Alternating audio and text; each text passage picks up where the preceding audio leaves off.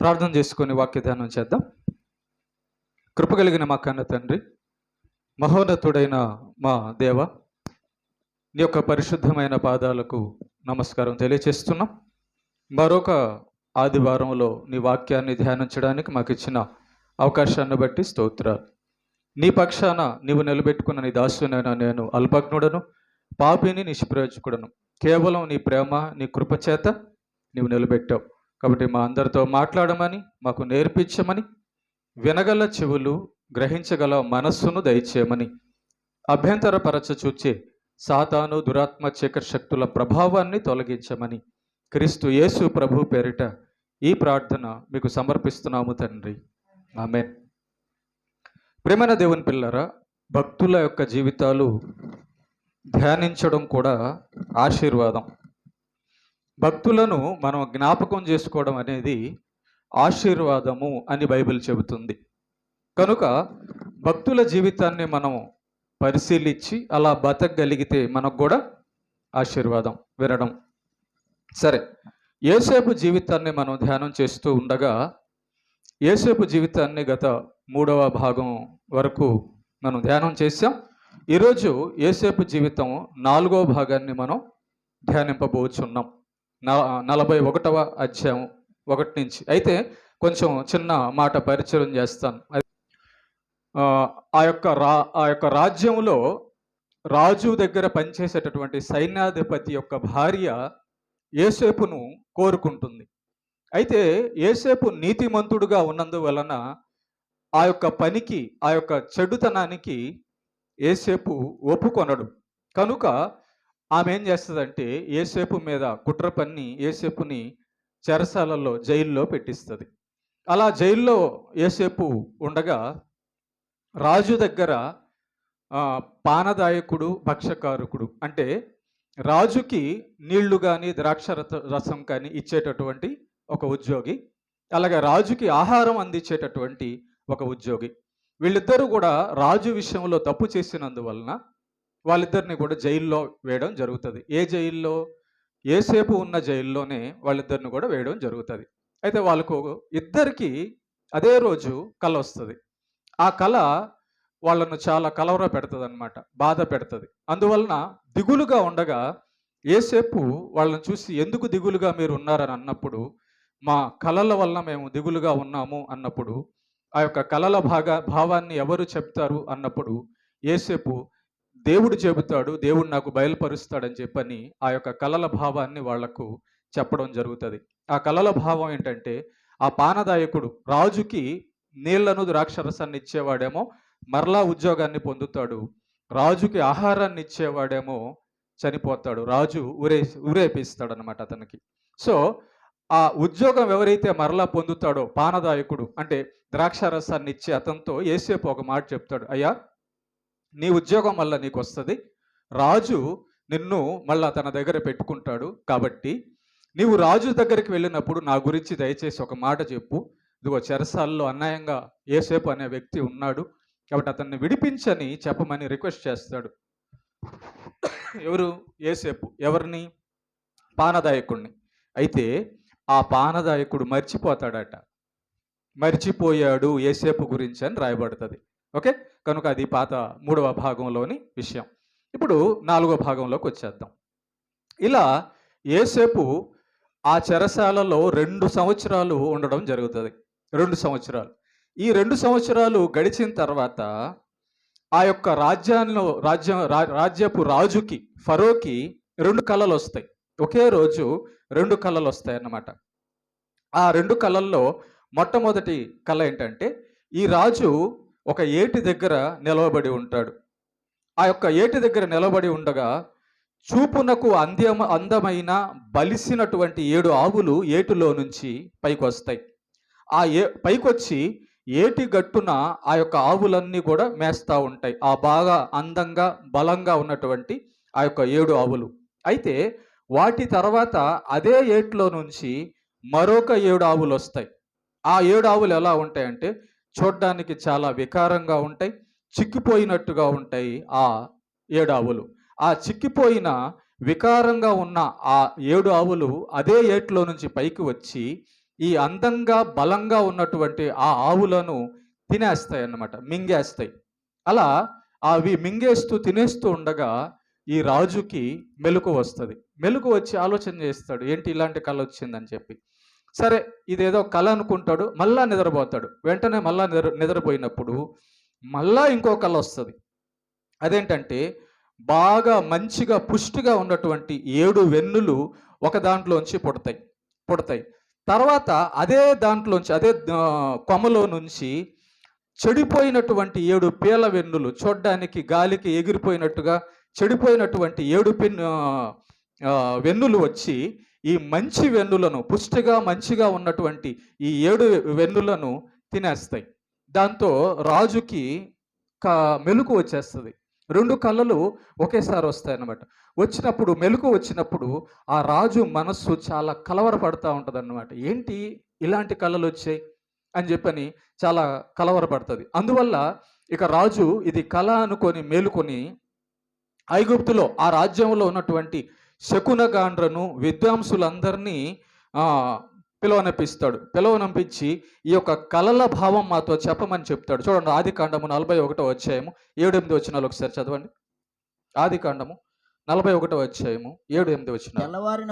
తెల్లవారినప్పుడు అతని మనసు కలవరపడెను కనుక అతడు ఐగుప్తు శకునగాండ్రనందరినీ అక్కడి విద్వాంసులందరినీ పిలవనంపి ఫరో తన కలను వివరించి వారితో చెప్పెను గాని ఫరోకు వాటి భావము తెలపగలవాడెవడను లేకపోయెను. చూసారా, అలా ఆ రాజు ఆ దేశంలో ఉన్న వారందరినీ కూడా, శకునగాండ్రను, విద్వాంసులను, ఎవరెవరైతే మాంత్రికులు ఉన్నారో, ఎవరైతే గారడీలు చేస్తుంటారో, ఎవరైతే జ్ఞానులు ఉన్నారో వాళ్ళందరినీ కూడా పిలిపిస్తాడు. నాకు ఈ ఒక కళభావాన్ని ఎవరు చెప్పగలరు అని చెప్పని ఆ రాజు పిలిపిస్తాడు. కానీ ఆ దేశంలో ఈ రాజుకు వచ్చినటువంటి కళభావాన్ని చెప్పగలిగే ఒక్కడు కూడా రాజుకి దొరకడు. దాంతో చాలా బాధపడుతుండగా ఈ రాజు పక్కన ద్రాక్షారసం అందించే పానదాయకుడు ఉన్నాడే, అతడు ఒక మాట అంటాడు. చూడండి ఏమంటున్నాడు, 9వ వచనం. అప్పుడు పానదాయకుల అధిపతి, నేడు నా తప్పిదములను జ్ఞాపకము చేసుకొంచున్నాను. ఫరో తన దాసుల మీద కోపగించి నన్నును భక్ష్యకారుల అధిపతిని మా ఉభయులను రాజ సంరక్షక సేనాధిపతి ఇంట కావలిలో ఉంచెను. ఒక రాత్రి నేను అతడు మేమిద్దరము కలలు గంటిమి. ఒక్కొక్కడు వేరువేరు భావముల కలలు చెరొకటి కంటిమి. అక్కడ రాజ సంరక్షక సేనాధిపతి దాసుడై ఉండిన ఒక హెబ్రీ పడుచువాడు మాతో కూడా ఉండెను. అతనితో మా కలలను మేము వివరించి చెప్పినప్పుడు అతడు వాటి భావమును మాకు తెలిపెను. ఒక్కొక్కని కల చొప్పున దాని భావము తెలిపెను. అతడు మాకు ఏ భావమును తెలిపెనో ఆయా భావముల చొప్పున జరిగెను. నా ఉద్యోగము నాకు మరలా ఇప్పించి భక్ష్యకారుని వ్రేలాడదీయించినని ఫరోతో చెప్పగా. చూసారా, ఈ యొక్క పానదాయకుల అధిపతికి ఆ ద్రాక్షారసం అందించేవానికి 2 సంవత్సరాల తరువాత ఫరోకి కల వచ్చిన తర్వాత ఆ కల భావాన్ని ఎవరు చెప్తారని ఫరో రాజు వెతుకుతుండగా అప్పుడు ఆ పానదాయకుల అధిపతికి జ్ఞాపకం వస్తుంది. నేను జైల్లో ఉన్నప్పుడు, చెరసాల్లో ఉన్నప్పుడు నాకును భక్ష్యకారునికి ఒక కళలు వచ్చాయి, 2 కళలు వస్తే ఈ కళలను ఆ జైల్లో ఉన్నటువంటి యేసేపు అనే ఒక వ్యక్తి చెప్పాడు రాజా అని చెప్పి రాజుతో ఆ యొక్క సమాచారాన్ని పానదాయకుల అధిపతి రాజుకు చెప్పడం జరుగుతుంది. అప్పుడు రాజు ఏం చేస్తాడంటే ఈ యొక్క యేసేపును పిలవనంపిస్తాడు. సరే, ఆ వ్యక్తి ఎవరో, జైల్లో ఉన్నటువంటి ఆ యొక్క యేసేపు ఎవరో నా వద్దకు తీసుకురండి అని చెప్పినప్పుడు, ప్రేమైన దేవుని బిడ్డలారా, ఇక్కడ ఒక విషయాన్ని మనం గమనిద్దాం. అప్పటికే 2 సంవత్సరాలు అయిపోయింది యేసేపు జైల్లో ఉంటుండగా. ఏమండి, జైల్లో ఎలాంటి మర్యాదలు ఉంటాయి? ఏముండవు కదా. జైలు చాలా బాధాకరమైన స్థలము. మనల్ని ఏం గౌరవించరు, సక్రంగా చూసుకోరు కదా. కాబట్టి అలాంటి స్థలంలో ఒక దైవ భక్తుడు ఉండా దేవుణ్ణి ఎప్పుడు కూడా మర్చిపోలేదు ఈ యొక్క యోసేపు. చూడండి, మనం ఏ స్థితిలోకి ఎప్పుడు ఏమి వెళ్తామో మనకు తెలియదు. ఒకరోజు ఆరోగ్యం బాగుండొచ్చు, ఒకరోజు బాగాలేకుండా ఉండొచ్చు. భక్తులే, ప్రార్థనా పరులే, కానీ ఒక్కొక్క పరిస్థితుల్లో దేవుడు మనల్ని తీసుకెళ్తాడు. అలా తీసుకెళ్ళినప్పుడు కూడా దేవుణ్ణి విడవకుండా దేవుణ్ణి మహిమపరిచేటట్టుగా ఉండాలన్నది యోసేపు జీవితంలో మనం నేర్చుకోవాల్సిన పాఠం. చూడండి ఒకసారి 14వ వచనం చదవండి. ఫరో యోసేపును పిలువనంపెను, కాబట్టి చెరసాలలో నుండి అతన్ని త్వరగా రప్పించిరి. అతడు క్షౌరము చేయించుకొని, అనగా కటింగ్ చేయించుకొని, అంటే జైల్లో ఉంటే ఎలా ఉంటుంది బ్రతుకు? జుట్టంతా పెరిగిపోయి, గడ్డమంతా పెరిగిపోయి, ఎవరు పట్టించుకోకుండా మాసిపోయిన విధంగా క్షౌరము చేయించుకొని, మంచి బట్టలు కట్టుకొని, అంతకుముందు ఎలాంటి బట్టలు కట్టుకో ఉన్నాడు? అంతకుముందు యోసేపు ఎలాంటి స్థితిలో ఉన్నాడంటే పేద స్థితిలో, దరిద్రమైన స్థితిలో, బాగలేని స్థితిలో ఉన్నాడు. యోసేపు భక్తిమంతుడే, నీతిమంతుడే, దైవభక్తుడే, ప్రార్థనాపరుడే.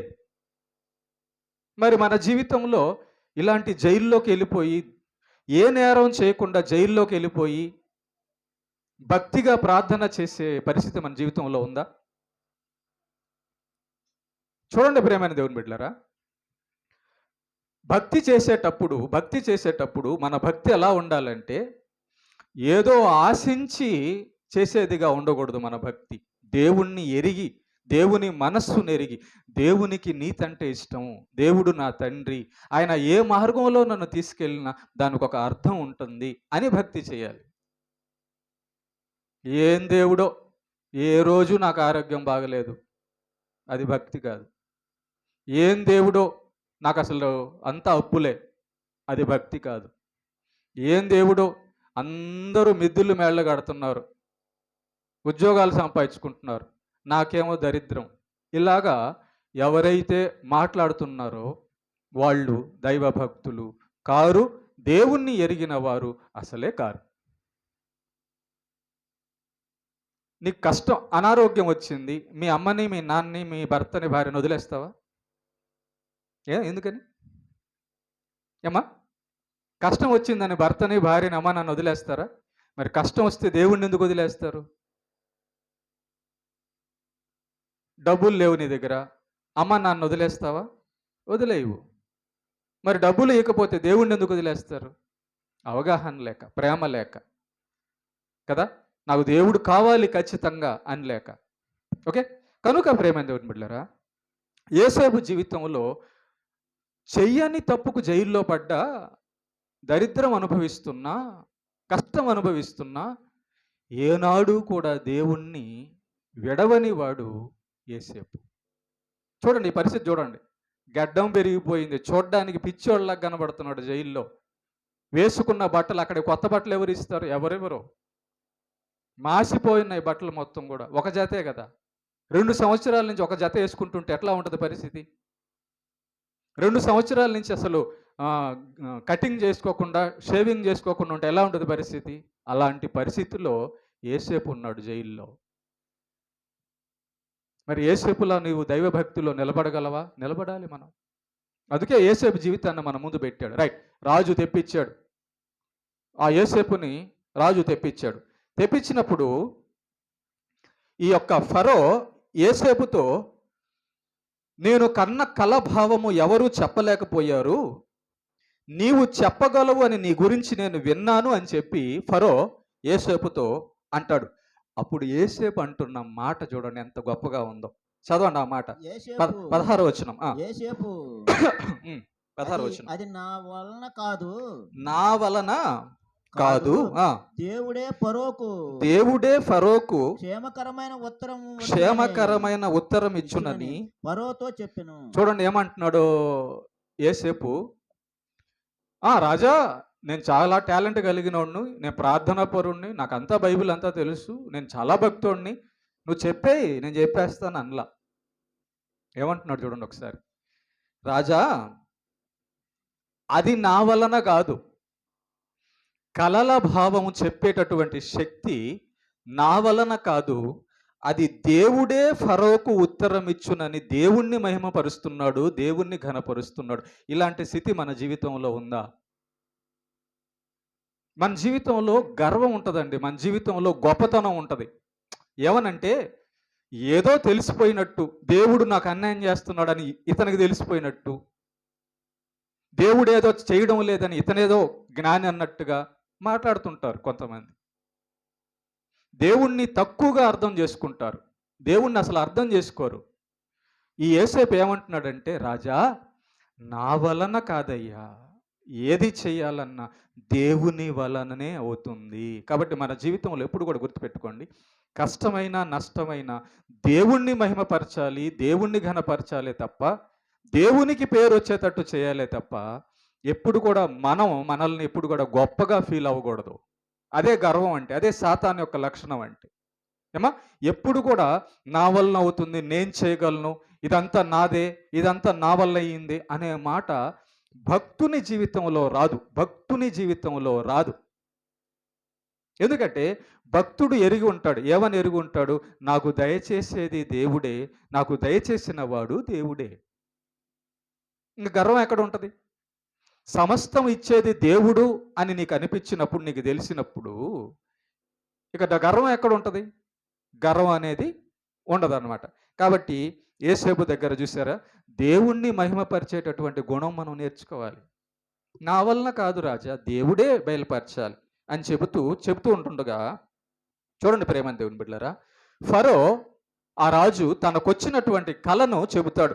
7 బలమైన అందమైన ఆవులు మొట్టమొదట రావడం, తర్వాత 7 అందవికారమైన బలహీనమైన ఆ ఆవులు రావడం, ఈ బలమైన ఆవులను ఆ బలహీనమైన ఆవులు తినేయడం, తర్వాత 7 మంచి పుష్టి గల వెన్నులు పుట్టడం, తర్వాత 7 పనికిరాని చెడిపోయినటువంటి వెన్నులు పుట్టడం, ఈ పనికిరాని చెడిపోయిన వెన్నులు ఆ మంచి పుష్టి గల వెన్నులను తినేయడం. ఇలా ఈ యొక్క 2 కళలు ఈ యొక్క ఫరో యేసేపుతో చెప్తాడు. అప్పుడు చూడండి యేసేపు ఏమంటున్నాడంటే, నా 25వ వచనం చదవండి. 25వ వచనం. అందుకు యేసేపు, ఫరో కనిన కళ ఒకటే. అంటే అర్థం ఏంటంటే, కళ 2 కళలు వచ్చాయి కానీ ఈ 2 కళల యొక్క భావం ఒకటే అంటున్నాడు. 2 కళలు వచ్చాయి కానీ ఈ 2 కళల యొక్క అర్థము ఒకటే. దేవుడు తాను చేయబోచున్నది ఫరోకు తెలియజేసెను. ఆ 7 మంచి ఆవులు 7 సంవత్సరములు. ఇక యేసేపు భావం చెప్పడం మొదలుపెట్టాడు, రాజుకి భావం చెప్పడం మొదలుపెట్టాడు. రాజా, నీకు 2 కళలు వచ్చాయి కదా, ఆ 2 కళల భావము ఒకటే. ఆ 7 మంచి ఆవులు 7 మంచి సంవత్సరాలకి సూచనలు. ఆ 7 మంచి వెన్నులు 7 మంచి సంవత్సరాలకి సూచనలు. అలాగే ఆ 7 చిక్కిపోయిన బలహీనమైన ఆ 7 ఆవులు 7 కరువు సంవత్సరాలకి సూచనలు. అలాగే ఆ 7 చెడిపోయినటువంటి ఆ యొక్క వెన్నులు 7 కరువు సంవత్సరానికి సూచనలు రాజా అని చెప్పి ఆ యొక్క భావాన్ని రాజుతో చెప్తూ ఉంటాడు. అప్పుడు ఆ యొక్క కళ దేవుడు నీకు ముందుగా రాబోయేటటువంటి పరిస్థితి గురించి దేవుడు ముందుగా నీకు తెలియచేశాడు రాజా. కాబట్టి నువ్వేం చేయాలంటే, ఇదిగో ఐగుప్తు దేశం అంతటా బహు సమృద్ధిగా పంటలు పండే 7 సంవత్సరాలు వస్తాయి. ఫస్ట్ ఏమొస్తుందంటే, ఒక 7 సంవత్సరాలు ముందుగా రాబోయే 7 సంవత్సరాల్లో ఏం జరుగుతుందంటే, పంట బాగా సమృద్ధిగా పండుతుందట 7 సంవత్సరాలు. అలా ఆ బాగా పంట పండిన 7 సంవత్సరాలు అయిపోయిన తర్వాత, ప్రేమైన దేవుని బిడ్డలారా, 7 సంవత్సరాలు భయంకరమైన కరువు సంవత్సరాలు వస్తాయట. 7 సంవత్సరాలు ఏమో బాగా పంట పండే సంవత్సరాలు, దాని తర్వాత రాబోయే 7 సంవత్సరాలు బాగా భయంకరమైన కరువు సంవత్సరాలు. ఆ 7 కరువు సంవత్సరాలు ఎలాగుంటుందంటే, ఈ 7 సంవత్సరాలలో బాగా పండిన పంటంతా కూడా ఆ కరువు సంవత్సరాల్లో అయిపోయి దేశము పాడైపోద్ది. దేశము పాడైపోయే స్థితికి వచ్చేస్తుంది అనమాట. కాబట్టి ఈ యొక్క 7 సంవత్సరాలు కరువు సంవత్సరాలు వలన దేశమంతా పాడైపోతుంది. ఆ పంట ఆ 7 సంవత్సరాల్లో పండిన పంటంతా కూడా ఎటో వెళ్ళిపోద్ది. చిల్లి సంచిలో వేసినట్టుగా వెళ్ళిపోద్ది. ఆ యొక్క కరువు మిక్కిలి భారంగా ఉంటుంది రాజా దేశం మీద అని చెప్పని దాని యొక్క భావము రాజుకి యోసేపు చెబుతాడు. 32వ వచనం కూడా చదువుదాం. 32వ వచనం. ఆ ఈ కార్యము దేవుని వలన నిర్ణయింపబడి ఉన్నది. ఇది దేవుడు శీఘ్రముగా జరిగించును. అందుచేతనే ఆ కళ ఫరోకి రెట్టింపబడెను. ఇక్కడ 2 సార్లు ఒకే కళ ఫరోకి ఎందుకు వచ్చిందంటే ఇది త్వరగా జరగబోతుంది అనడానికి సూచన. మన జీవితంలో కూడా ఒకే విషయం చాలా సార్లు వస్తుందంటే అది వెంటనే జరగబోతుంది అని చెప్పని ఒక అర్థం. మీకు ఒక చిన్న విషయం చెప్తా. ఇక్కడ సాక్షులు ఉన్నారు కాబట్టి చెప్తున్నాను, జాగ్రత్తగా వినండి. మన చర్చి వచ్చేటటువంటి నయోమి అనే ఆమె ఒక ఆమె ఉంది కదా, నయోమి ఉంది కదా, ఆమెకి ఒక కూతురు ఉంటే ఆమె గర్భం ధరించింది. గర్భం ధరించి వారింట్లో ఉన్నప్పుడు కడుపులో నొప్పి వస్తే నా దగ్గరకు వచ్చారు ఇద్దరు కలిసి. నయోమి తన యొక్క కూతురు, తల్లి బిడ్డలు ఇద్దరు వచ్చారు. ఆమె గర్భంతో ఉంది కూతురు. వచ్చి ప్రార్థన చేపించుకున్నారు. ఇక వెళ్ళిపోయారు, ఇంటికి వెళ్ళిపోయారు. కడుపు నొప్పి అని వచ్చినప్పుడు ఇంటికి వెళ్ళిపోయారు. ఆ రోజు రాత్రి నాకు ఒక కల వచ్చింది. ఏం కల వచ్చింది? ఒక నీళ్ల బావిలో ఒక పిల్లోడు తేలాడుతూ ఉన్నాడు. అప్పుడే పుట్టిన పిల్లోడు అన్నమాట. ఆ పిల్లోడు ఎలా ఉన్నాడంటే తల నుంచి పొట్ట దాకా అంతా బాగుంది, కానీ పొట్ట నుంచి కాళ్ళు లేవు, పేగులు ఎలాడుతున్నాయి. పొట్ట నుంచి కిందకి కాళ్ళు లేదు, పేగులు వేలాడుతున్నాయి. ఈ కళ నాకు ఆ రోజు రాత్రి వచ్చింది. ఆ రోజు రాత్రి వచ్చిన తర్వాత నాకు ఏంటబ్బా ఇలాంటి కళ వచ్చింది ఏంటి అని ఆలోచిస్తూ ఉన్నా. తెల్లారిపోయిన తర్వాత దోర్కా వచ్చింది. ఆ దోర్కా వచ్చి ఆమె వచ్చి చర్చిలోకి వచ్చిన తర్వాత ఆమె వచ్చి రాకముందే ఆమెతో నేనన్నా, అమ్మా నాకు ఒక కళ వచ్చింది. ఒక బావిలో ఒక పిల్లాడు తేలాడుతున్నాడు, పొట్టదాకే ఉంది, పొట్ట కింద నుంచి కాలేమి లేవు, పేగులు మాత్రం ఏలాడుతున్నాయి. ఆ పిల్లోడు నీళ్ళ మీద తేలాడుతున్నాడు అనగా ఆమె వచ్చి నాతో ఏమని తెలుసా? సార్, ఈ విషయమే నేను మీకు చెప్పడానికి వచ్చాను. నేను ఒక పిల్లోడు రాత్రిపూట పుట్టాడు. ఆ రాత్రిపూట పుట్టిన పిల్లోడు కింద కాళ్ళు ఏమి లేవు, పేగులు మాత్రమే వేలాడుతున్నాయి అని చెప్పింది. ఏమ్మా కరెక్టేనని చెప్పింది. కనుక ప్రేమైన దేవుని బిడ్డలారా, దేవుడు కొన్ని విషయాలు మనకు తెలియజేస్తాడు. అదే జరుగుతుంది. ఇలా నా జీవితంలో చాలా జరుగున్నాయి. కనుక నేను ఎందుకు ఈ విషయం చెప్పానంటే నా జీవితంలో కూడా అలా జరిగాయి. ఇదిగో సాక్ష్యం. అందుకే నేనేం అబద్ధం చెప్తుంటే ఇదిగో సాక్ష్యం మీ దగ్గరే ఉంది. ఆమె ఉంది సాక్ష్యం. అందుకే నేను చెప్పింది అనమాట. కాబట్టి దేవుడు కొన్ని విషయాలు కూడా మనకు తెలియజేస్తాడు. ఓకే, ఇలా ఈ యొక్క యోసేపు జీవితంలో దేవుడు కలలను తెలియచేసే విధంగా దేవుడు యోసేపుకు తోడై ఉన్నాడు. అప్పుడు యోసేపు ఈ యొక్క కళ విషయంలో ఒక మాట అంటున్నాడు, రాజా ఈ కార్యము దేవుని వలన నిర్ణయింపబడినది. అంటే ఈ మంచిగా పండే 7 సంవత్సరాలు, తర్వాత కరువు రాబోయే ఈ 7 సంవత్సరాలు, ఇది దేవుడి వలన నిర్ణయింపబడింది. మీకు ఒక మాట చెప్తున్నానే, చాలామంది అంటారు ఎండలేంటి ఇట్లా ఉన్నాయి భయంకరంగా, ఈ విధంగా ఉన్నాయి ఏంటి, పంటలంతా ఎండిపోతుంది, ఇంట్లో ఉండలేకపోతున్నాం అని చెప్పి అంటుంటారు. ఓకేనా? దేవుడు వర్షం ఇవ్వకపోతే వర్షం రాదు. దేవుడు ఎండ తెప్పిస్తే ఎవరు కూడా వర్షాన్ని తెప్పించలేరు. కాబట్టి కాలాలు అనేవి దేవుని చేతిలో ఉంటాయి. ఎండలు ఎక్కువ చేయాలా, వర్షాలు ఎక్కువ చేయాలా, ఏ విధంగా ప్రకృతిలోకి తీసుకురావాలన్నది దేవుడి చేతిలో ఉంటుంది. అయితే అది మన యొక్క బతుకును బట్టి కూడా ఉంటుంది. ఓకేనా? భూమి మీద మనం మంచిగా బతుకుతున్నాం అనుకో. ఆదాముకి ఎప్పుడు కష్టాలు వచ్చాయమ్మా? పాపం చేసిన తర్వాత, పాపం చేయక ముందా? చేసిన తర్వాత కదా. దేవుడు ఆదాముని చాలా బాగా చూసుకుంటున్నాడు ఏదైనా తోటలో, ఆదాము అవ్వల్ని కదా. ఎప్పుడు కష్టాల్లోకి వెళ్ళారు, ఎప్పుడు శ్రమల్లోకి వెళ్ళారు, ఎప్పుడు కరువు కాటకాల్లోకి వెళ్ళారంటే దేవుడు ఆజ్ఞ మీరిన తర్వాత. గుర్తుపెట్టుకోండి ప్రేమైన దేవుని బిడ్డలారా, నేను మీకు చాలాసార్లు చెప్పున్నాను, ఏ ప్రాంతంలో ఏ ఇంట్లో పాపం ఎక్కువ జరుగుతుందో ఆ ప్రాంతము ఖచ్చితంగా దిబ్బగా మారిపోతుంది. ఆ ప్రాంతము దేవుని ఉగ్రతకు ఖచ్చితంగా పాత్రుతుంది ఆ యొక్క ప్రాంతం. కనుక ఏ ప్రాంతంలో అయితే పాపం ఎక్కువ జరుగుతుందో దాని మీద దేవుని ఉగ్రత ఎక్కువ వస్తుంది కాబట్టి ఆ యొక్క ప్రాంతం అంతా కూడా కరువు కాటకాలతో, కొట్లాటలతో, భక్తిహీనతతో ఉంటుంది. ఇదే మీకు సూచన. ఇదే మీకు సూచన. ఒక ప్రాంతం మంచి భక్తిలో, మంచి నీతిగా ఉందంటే ఆ ప్రాంతం పచ్చగా ఉంటుంది. ఒక ప్రాంతం వ్యభిచారంతో, దొంగతనంతో, మోసంతో, భక్తిహీనతతో, దేవునికి విరుద్ధమైన కార్యాలతో ఉంటుంది అంటే దానికి గంటలు మోగాయి అని అర్థం. అది పల్లె అనుకోండి, ఊరు అనుకోండి, వీధి అనుకోండి, ఇల్లు అనుకోండి, ఏదన్నా అనుకోండి. ఓకే, అక్కడ ఎవరైనా ఒక భక్తుడు కానీ ఉంటే ఆ భక్తుడు ఆ యొక్క ప్రాంతపు వారి వలన ఇబ్బందులు పడుతుంటే ఖచ్చితంగా ఆ ప్రాంతంలో వారి మీద దేవుడి ఉగ్రత పడుతుంది.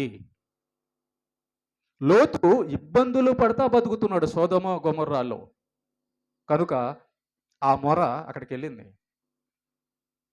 లోతు నీతిమంతుడుగా ఇబ్బందులు పడుతూ బతుకుతున్నాడు సొదొమ గొమొర్రాలో బతుకుతున్నాడు. కానీ ఇబ్బందులు పడుతూ పెడుతున్నారు వాళ్ళు. ఏం జరిగింది? సొదొమ గొమొర్రా నాశనం అయిపోయింది. అలాగా యోసేపు ప్రేమని దేవుని బిడ్డలారా, ఈ యొక్క కార్యము రాజా దేవుని వలన నిర్ణయింపబడింది కనుక ఖచ్చితంగా జరుగుతుంది అని చెప్పని యోసేపు ఆ యొక్క కలభావము రాజుతో చెప్తాడనమాట. కాబట్టి ఇక్కడ చూడండి, యోసేపు గురించి ఈ యొక్క రాజు తీసుకున్నటువంటి నిర్ణయం ఎంత బాగుందో చూడండి ఒకసారి. 37వ వచనం నుంచి. ఫరో దృష్టికిని అతని సమస్త సేవకుల దృష్టికిని యుక్తమై ఉండేను కనుక అతడు తన సేవకులను చూచి ఇతని వలె దేవుని ఆత్మగల మనుషుని కనుగొనగలమా అని అనెను. మరియు ఫరో, దేవుడు ఇదంతయు నీకు తెలియపరచను గనుక నీ వలె వివేక జ్ఞానము గల వారెవరునూ లేరు. నీవు నా ఇంటి అధికారివై ఉండవలెను, నా ప్రజలందరూ నీకు విధేయులు ఉందురు, సింహాసన విషయములో మాత్రమే నేను నీకంటే పైవాడనై ఉందునని యోసేపుతో చెప్పాను. జాగ్రత్తగానండి. ఎక్కడున్న యోసేపు ఎక్కడికి వెళ్తున్నాడు చూడండి ఒకసారి. ఎక్కడున్న యోసేపుని దేవుడు ఎక్కడికి తీసుకెళ్తున్నాడు? ఎప్పుడో ఇంట్లో చిన్న పిల్లోడుగా 17 సంవత్సరాలుగా ఉన్నప్పుడు తండ్రితో అన్నలతో చెప్పాడు, అన్నలారా మీరు నాకు నమస్కరిస్తారు, నాన్న నీవు నాకు నమస్కరిస్తారా అని అన్నప్పుడు యోసేపును గద్దిస్తారు, యోసేపు మీద పగబడతారు. అది అబద్ధం అనుకోని. కానీ జరుగుతూ వస్తుంది. యోసేపును గుంట్లో పడేశారు, దేవుడు బయటికి తీసుకొచ్చాడు. యోసేపును అమ్మేశారు, దేవుడు బయటికి తీసుకొచ్చారు. పోతీఫరు భార్య యోసేపును జైల్లో పడేసింది, కానీ దేవుడు బయటికి తీసుకొస్తున్నాడు. చూడండి ప్రేమైన దేవుని బిడ్డలారా, ఎప్పుడైనా గుర్తుపెట్టుకోండి, మనం దేవుని ఎడల భయభక్తులు కలిగి నీతిగా బ్రతుకుతున్నప్పుడు కష్టాల మార్గంలో వెళ్తున్నాము అంటే దాని అర్థం ఏంటో తెలుసా? దేవుడు మనల్ని ఉన్నత స్థితిలోకి తీసుకెళ్ళబోతున్నాడు అని అర్థం. చింపిరి బట్టలు వేసుకొని, పాత బట్టలు వేసుకొని, గడ్డం మాసిపోయి జుట్టంతా పెరిగిన యోసేపుని రాజుకి కల తెప్పించి, ఆ రాజ్యానికి కరువు తెప్పించి ఉన్నత స్థితిలోకి తీసుకెళ్తున్నాడు దేవుడు ఒక్కడి కోసం. యోసేపు అనే ఒకే ఒక దైవ భక్తుడి కోసం 7 సంవత్సరాల కరువు ఆ దేశానికి దేవుడు తెప్పించాడు. యోసేపును ఆ దేశానికి ఒక అధికారిని చేయడానికి యోసేపును ఒక్కడి కోసమే. గుర్తుపెట్టుకోండి, నీ ఇంట్లో నువ్వు ఒక్కడివే నీతిమంతుడుగా భయభక్తులు కలిగి ఉంటే ఖచ్చితంగా నీ యొక్క భక్తి వలన, నీ యొక్క నీతి వలన ముందు కష్టాలు వచ్చిన ఒకరోజు నిన్ను ఆ ఇంటికి, ఆ ఊరికి మంచిగా అభివృద్ధిగా చేస్తాడు. ముందు కష్టాలు కనబడవచ్చు, ఓటమిలాగా అనిపించవచ్చు, ముందు పరిస్థితులంతా వ్యతిరేకంగా ఉన్నట్టుగా అనిపించవచ్చు. యోసేపుకి అలాగే ఉంది. గుంట్లో పడినప్పుడు ఎలా ఉంది, జైల్లో పడినప్పుడు ఎలా ఉంది ఆలోచించండి. కానీ భక్తిని వీడలేదు యోసేపు, దేవుణ్ణి విడవలేదు యోసేపు. కాబట్టి ఆ కష్టాల మార్గం గుండా యోసేపుని ఆ దేశానికి రాజు అంటున్నాడు. ఏమంటున్నాడు తెలుసా? నా ఇంటికి నీవు అధికారివై ఉండు అంటే రాజు యొక్క ఇంటిని యోసేపుకు అప్పగిచ్చేశాడు. చూసారా? రాజు ఇంట్లో ఎంత ఆస్తి ఉంటుంది, ఎంత బంగారం ఉంటుంది, ఎంత పనోళ్ళు ఉంటారు, ఎన్ని విషయాలు ఉంటాయి, అదంతా నువ్వే చూసుకోవాలంటున్నాడు. అంటే నమ్మకం. యోసేపు మీద రాజుకి నమ్మకం వచ్చేసింది. ఇంకోటి ఏం తెలుసా? ఇతని వలె దేవుని ఆత్మ కలిగిన వాడు ఎవడున్నాడు అంటున్నాడు. నిజమే ప్రేమైన దేవుని బిడ్డలారా, గుర్తుపెట్టుకోండి. ఈ లోకం మనల్ని గుర్తించాల్సిన అవసరం లేదు. గుర్తుపెట్టుకోండి. లోకంలో మన పెద్ద భక్తులు అన్న పేరు మనకు అవసరం లేదు, వాళ్ళు గుర్తించలేరు. దేవుడు ఒక్కడే నీలో ఉన్న భక్తిని గుర్తించగలడు. దేవుడికి ఒక్కడికే నీ మనసు కనబడుతుంది. నువ్వు ప్రార్థనా పరురాలు, మంచి భక్తురాలుగా ఉండొచ్చు, కానీ నీ చుట్టుపక్కన ఉన్న వాళ్ళకి నీవు తప్పుగా అనిపించుండొచ్చు. యోసేపు జైల్లో పడినప్పుడు ఆ యోసేపుతో పాటు పడిన ఖైదీలకి యోసేపు ఎలాగుంటాడు? నీతిమంతుడిగా కనపడు. ఏదో తప్పు చేసి ఉంటాడు కాబట్టి కదా జైలుకి వచ్చాడని ఆ జైల్లో ఉన్న వాళ్ళందరూ అనుకోని ఉండొచ్చు. దేవుడికి ఒక్కడికే తెలుసు పోతీఫర్ భార్య యోసేపుని మోసం చేసిందని. దేవుడికి ఒక్కడికే తెలుసు యోసేపు నీతిమంతుడని. కనుక అక్కడి నుంచి అభివృద్ధి చేయడం మొదలుపెట్టాడు. చూసారా? కింద స్థాయిలోకి వెళ్ళాడు భక్తి చేస్తూనే, కానీ కింద స్థాయిలో ఉన్నటువంటి యోసేపుని దేవుడు ఆ దేశానికి అధికారిగా చేసేస్తున్నాడు. ఎందువలన? దేవుని ఆత్మ కలిగినందువలన, భయభక్తులు కలిగినందువలన. ఏమా? తర్వాత చూద్దాం. ఐగుప్తు దేశంలో ఈ యొక్క యోసేపే రాజు తర్వాత ఇంకా రాజు అంతటోడు అయిపోయాడు అనమాట. దేని వలన? భక్తి వలనే. దేని వలన? దేవుని యొక్క ప్రార్థన వలన, దేవుడికి ప్రార్థన చేయడం వలన, నమ్మకంగా ఉండడం వలన, విశ్వాసంతో ఉండడం వలన. కాబట్టి మీరు అనుకుంటున్నారేమో, విశ్వాసం ఏం పని చేస్తుంది, దైవభక్తి ఏం పని చేస్తుంది అని మీరు అనుకుంటారేమో. యథార్థత, నీతి ఏం పని చేస్తుంది, ఇదిగో పాపులందరూ బాగా అభివృద్ధి పొందుతున్నారని నీవు అనుకుంటే అది తప్పు. అది తప్పు. దేవుడు నీతో తోడై ఉంటే ప్రతి దాంట్లో కూడా విజయం నీవు పొందగలవు దేవుడి శక్తితో. యోసేపు జీవితాన్ని మనం చూస్తూ ఉన్నాం. కాబట్టి ఇంకొక విషయం కూడా మనం చూస్తున్నాం. యోసేపుని ఎలాగా అభివృద్ధి పరుస్తున్నాడు ఆ రాజు. 41 వచనం చదవండి నేను. 41. మరియు ఫరో చూడము ఐగుప్తు దేశం అంతటి మీద, చూసారా, జైల్లో ఉన్న వాడిని ఐగుప్తు దేశం మీదకి తీసుకెళ్ళాడు. మొత్తానికి నువ్వే అంటున్నాడు. నియమించున్నాను. యోసేపుతో చెప్పాను.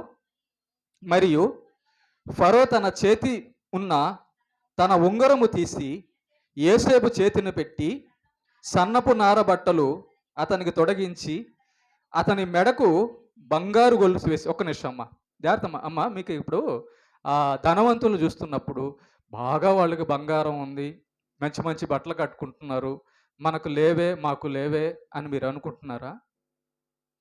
యేసు ప్రభు వచ్చిన రోజు మీకు ఉండబోయే వస్త్రాలు వాళ్ళకి ఉండవు. యేసు ప్రభు వచ్చే రోజు మనకుండే మహిమ ఆ భక్తిహీనులకు ఉండదు. జైల్లో చినిగిపోయిన బట్టలతోనే ఉన్నాడు యోసేపు కొంతకాలం, 2 సంవత్సరాలు. జైల్లో దరిద్రమైన స్థితిలోనే ఉన్నాడు యోసేపు, కానీ భక్తితో ఉన్నాడు. గుర్తుపెట్టుకోండి, భక్తితో ఉన్నందువలన ఆ దేశానికే రాజులాగా అయిపోయాడు యోసేపు. రాజు తన ఉంగరం తీసి యోసేపుకి ఇచ్చాడంట. నార బట్టలు, అంటే ఆ రోజుల్లో రాజులు వేసుకునేటటువంటి బట్టలు, మంచి బట్టలు యోసేపు తొడిగిచ్చాడట.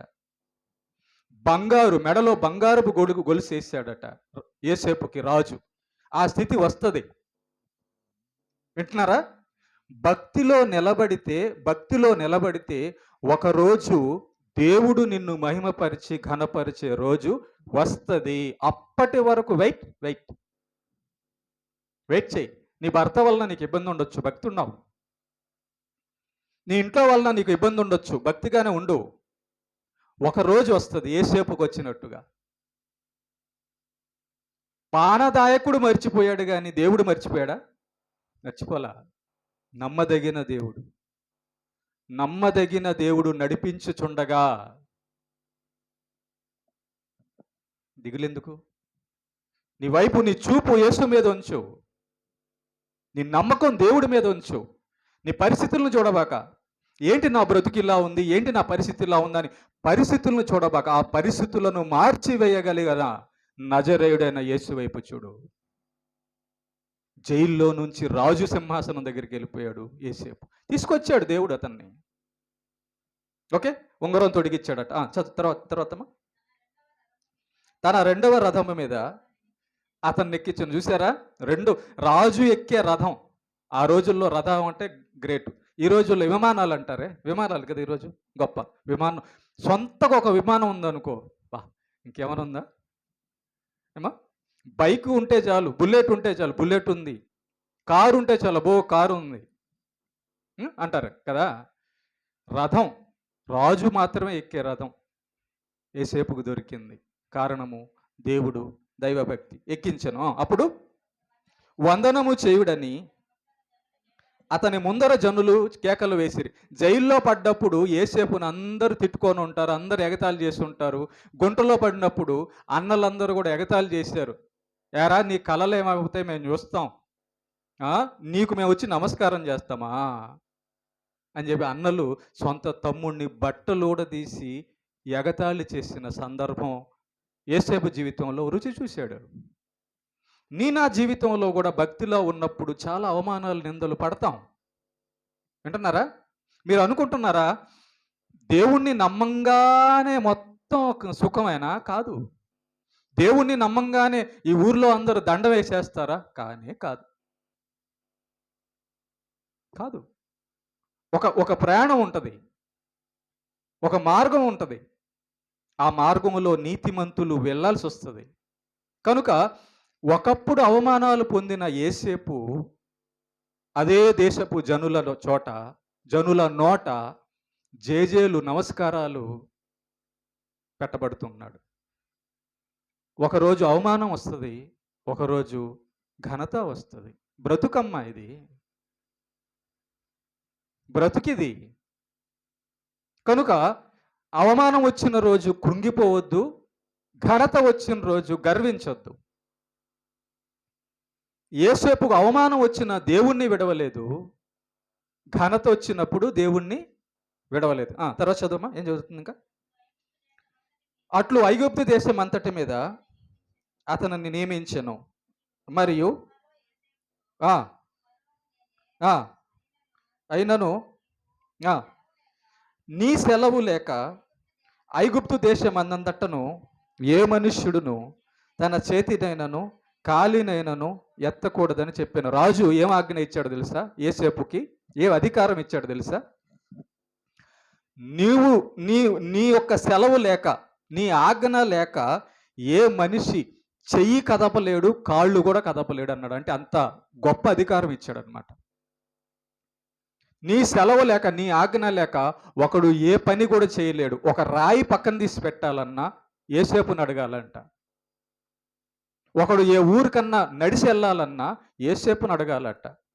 యేసేపు గారు నేను పక్క ఊరికి వెళ్ళొచ్చేదా? యేసేపు గారు నేను ఈ పని చేసేదా? చూసారా ఏ స్థితిలోకి తీసుకెళ్ళిపోయాడు దేవుడు యేసేపుని.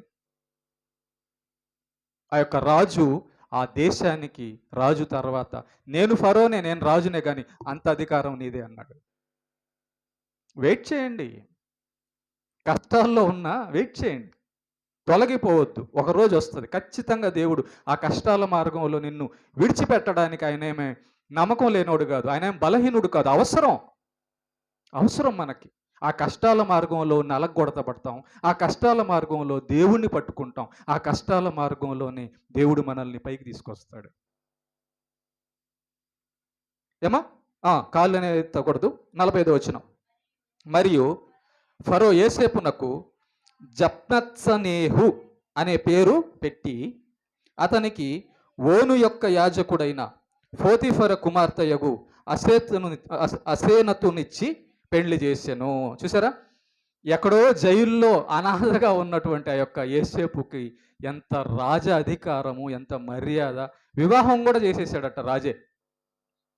ఆ దేశంలో ఒక అతని కుమార్తెనిచ్చి వివాహం కూడా చేసేసాడు. A to Z దొరికాయి యేసేపుకు. యేసేపు బయలుదేరి ఐగుప్తు దేశమంతటా సంచరించెను.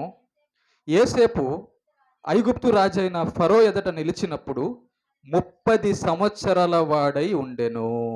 చూసారా, యేసేపు రాజు ఎప్పుడయ్యాడు? ఎన్ని సంవత్సరాల కన్నా? 30వ సంవత్సరంలో. యోసేపు వయసు అప్పుడెంత? 30 సంవత్సరాలు. 30 సంవత్సరాలకి ఐగుప్తు రాజు అయ్యాడు యోసేపు. 17 సంవత్సరాల్లో గుంటలో పడ్డాడు. 17 సంవత్సరాల్లో అన్నల చేత నిందింపబడ్డాడు. 17 సంవత్సరంలో చాలా కష్టాలు పడ్డాడు. 2 సంవత్సరాలు జైలు శిక్ష అనుభవించాడు. కొన్ని సంవత్సరాలు జైల్లో బాధలు పడ్డాడు యోసేపు. అవమానాలు పొందాడు. కానీ దేవుణ్ణి విడవనందువలన యోసేపు యొక్క పరిస్థితులు అభివృద్ధి అయిపోయాయి. దేవుడు మంచి స్థానంలోకి తీసుకెళ్ళిపోయాడు. చూసారా? జైల్లో నుంచి సింహాసనం మీదకి వెళ్ళాడు యోసేపు. మనం కూడా భక్తిలో నిలబడి ఉంటే, మనం కూడా భక్తిలో కష్టాల్లో, యోసేపు గుంటలో పడినప్పుడు అలాగే ఉన్నాడు. యోసేపు జైల్లో పడినప్పుడు భక్తిలోనే ఉన్నాడు. కాబట్టి మనం కూడా దేవునిని విడవకుండా ఉంటే, కొన్ని పరీక్షలు వస్తాయి మన జీవితంలో, దేవుడు పరీక్షలు పెడతాడు. దేవుణ్ణి విడవకుండా ఉంటే నీ పరిస్థితులన్నీ కూడా మారుతాయి. మరి మారే వరకు వెయిట్ చేయాలి. దేవా 2 సంవత్సరాలు అయింది, జైల్లోంచి నన్ను విడిపించవా అని ఏం గొడవ వేసుకోవాలా యోసేపు దేవుడితో? ఏంటి ప్రభువా, ఇంట్లో ఉన్నవాడిని తీసుకొచ్చి ఇట్లా పడేసావు, ఒంటరిని చేసేసావు, అవమానం వచ్చేసింది అని ఎప్పుడు కూడా దేవుడితో జగడమాడలేదు యోసేపు. గుర్తుపెట్టుకోండి, దేవుడంత నమ్మదగిన వాడు ఇంకెవరు ఉండడు. దేవుడంత మంచివాడు ఇంకెవడు ఉండడు. దేవుడంత ఆధారపడదగిన వాడు ఇంకెవ్వరు సృష్టిలో ఉండడు. అమ్మైనా నాన్నైనా బంధువులైనా నిన్ను అర్థం చేసుకోలేరేమో కానీ దేవుడైతే ఖచ్చితంగా చాలా మంచోడు. ఈరోజు నువ్వు భక్తిలో కష్టాల మార్గంలో పయనిస్తున్నా నిలబడు, వెయిట్, అక్కడే ఉండు. ఒకరోజు వస్తుంది నీ తలను దేవుడు పైకెత్తుతాడు. ఒకరోజు వస్తుంది ఏ చోట అయితే నిన్ను నిందించారు అదే చోట దేవుడు నిన్ను ఘనపరిచే రోజు వస్తుంది. వెయిట్ చేయి. మనం నమ్ముకున్న దేవుడు సర్వశక్తిమంతుడు, ఎలాంటి పరిస్థితులైనా మార్చగలిగిన వాడు. అయితే ఒక్కటి గుర్తుపెట్టుకో, నీతి కావాలి దేవుడికి. మనం ఇష్టానుసారంగా జీవిస్తూ ఆ దేవుడు నాకు సాయం చేస్తాడంటే అట్లా కాదు. దేవుడికి నీతి అంటే ఇష్టం కనుక నీతిగా బ్రతుకుతూ కష్టమైన నష్టమైన ప్రభువా ఏ పరిస్థితి వచ్చినా నువ్వు చెప్పినట్టు బతుకుతా. ఏబు జీవితంలో కూడా ఇలాంటి పరిస్థితి చూసాం మనం. అబ్రహాము జీవితంలో కూడా ఇలాంటి పరిస్థితి చూసాం. దావీదు జీవితంలో కూడా ఇలాంటి పరిస్థితి చూస్తుంటాం మనం. కాబట్టి వెయిట్ చేద్దాం. యోసేపు జీవితంలో 4వ భాగానికి వచ్చేసరికి జైల్లో నుంచి సింహాసనంలోకి వెళ్ళాడు. ఈ మధ్యలో టైం పట్టింది. మనం ఇప్పుడు ఎంత 1 గంటలో వివరించుకున్నాం. మనం 1 గంటలో వివరించుకున్నాం యోసేపు జీవితం. కానీ టైం చూడు ఎంత టైం ఉందో. కనుక తొందరపడొద్దమ్మా, తొందరపడొద్దు, ఆవేశపడొద్దు, నిరుత్సాహపడొద్దు. ప్రార్థన చెయ్యి. దేవుడు కాలు పట్టుకోనుండు అంతే. అయ్యా నువ్వే దిక్కు, నువ్వు చేస్తావు అంతే. 38 సంవత్సరాలు ఒకడికి దేవుడు కాలు పట్టుకో ఉన్నాడు కోనేటి దగ్గర విశ్వాసంతో. నాకు బాగవుతుంది అని. ఓకే, కనుక 4వ భాగంలో యోసేపు ఉన్నత స్థితిలోకి దేవుడు అతన్ని తీసుకెళ్ళాడు. దేవునికి మహిమ కలుగును గాక.